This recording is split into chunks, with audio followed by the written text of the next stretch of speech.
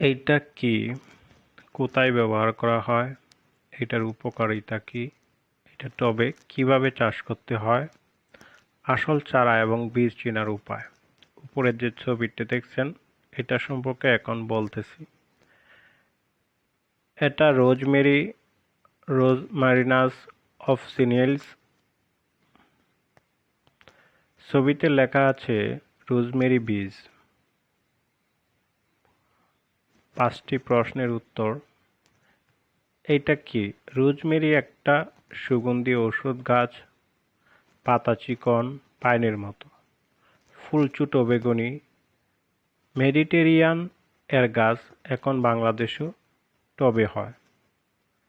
কোথায় কোথায় ব্যবহার করা হয়? 1. রান্না, মাংস, পোলাও, পিৎজা, স্যুপে ফ্লেভার এর জন্য।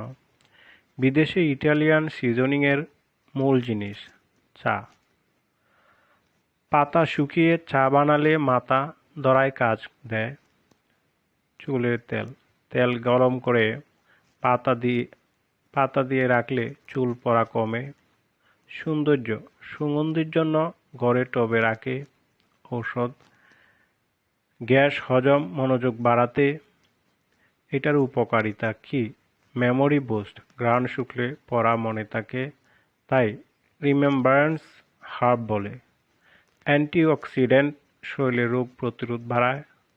হজম, খাবার পর চা খেলে গ্যাস, বদহজম কমে।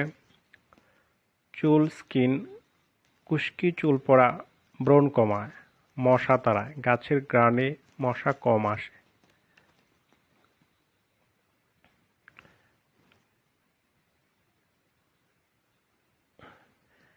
এইটা টবে কিভাবে চাষ করতে হয়?